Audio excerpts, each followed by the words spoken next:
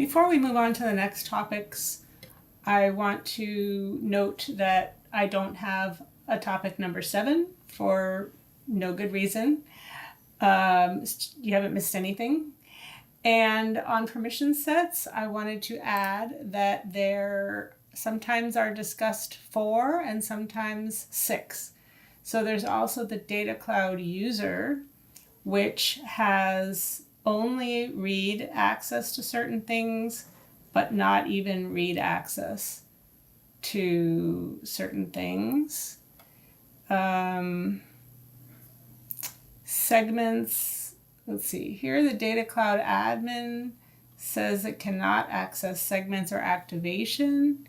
Here it says that they can, so that's curious. And we also have the Data Cloud marketing admin, who we don't have over here, who also has access to everything.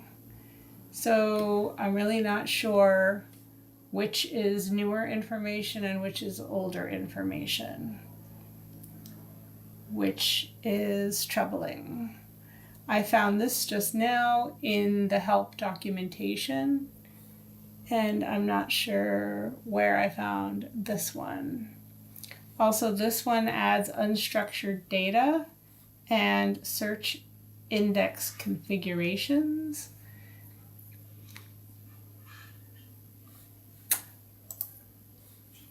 And regarding data spaces, there's a few more points that I added here. So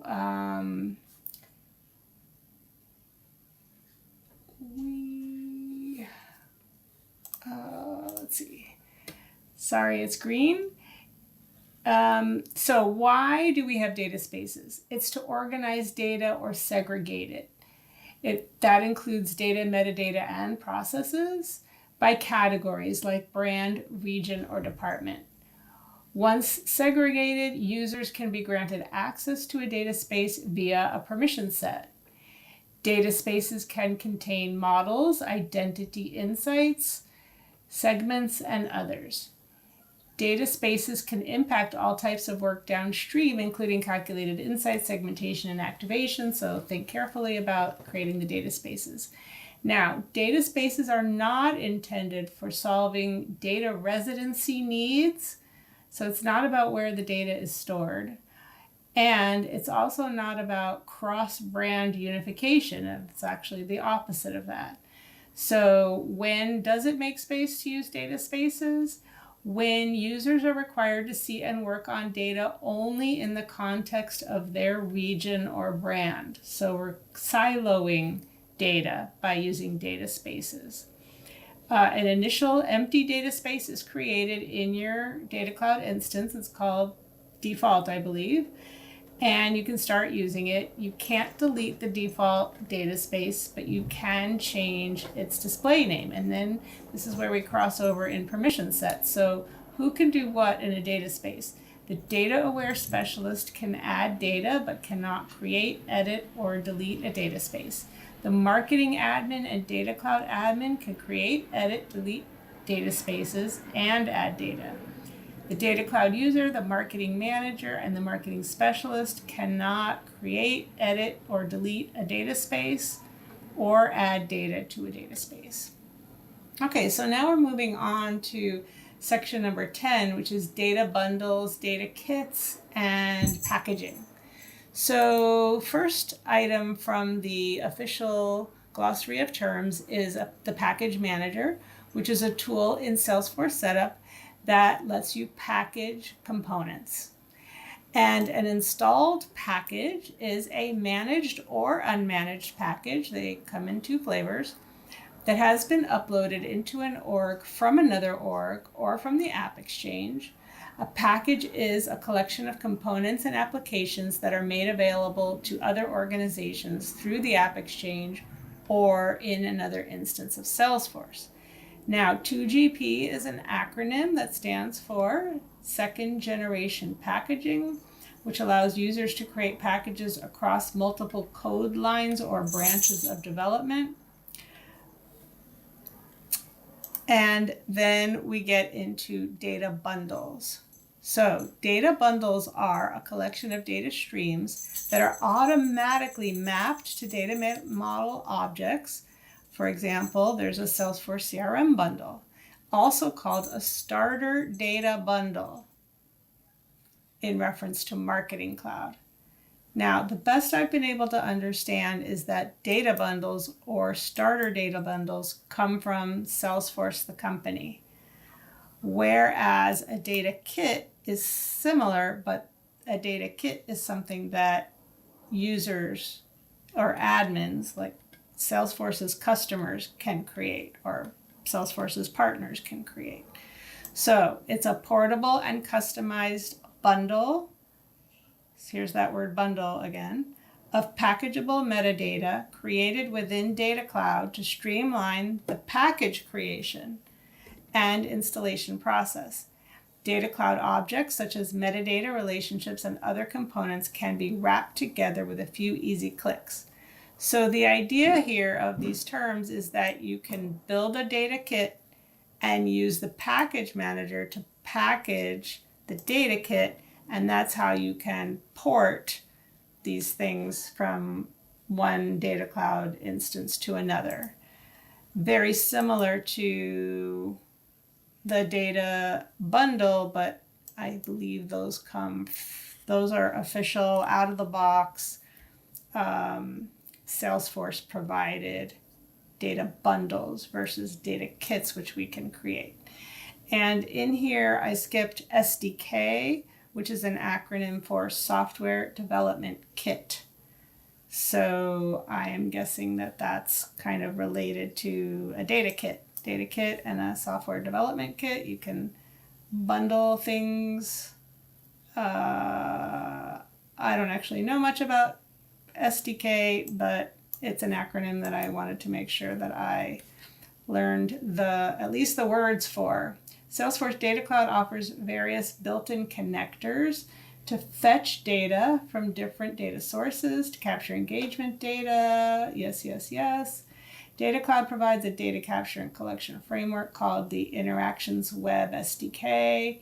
The Data Cloud module of the Salesforce Interactions SDK is an extension that adds features to the SDK. Maybe the only thing these have in common is the term kit. Moving on.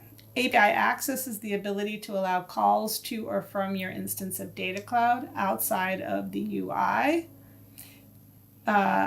API calls are specific operations that client applications can invoke at runtime to perform certain tasks. For example, query data, obtain metadata, run utilities, trigger events, and pull or push data from or to a data center. So over here, I've listed the APIs that I came across. There are productized API integrations with Marketing Cloud, Commerce Cloud, and MuleSoft. So we have the streaming ingestion API, which lets us do the streaming. The bulk ingestion API that lets us do bulk ingestion. Then there's the Salesforce consent API, which lets us delete data when customers request to be forgotten. The Salesforce query API lets us do queries. The metadata API lets us query the metadata. And then there's also this web and mobile SDKs, which we talked about earlier. The profile API library is a collection of API calls related to individual profiles and related data.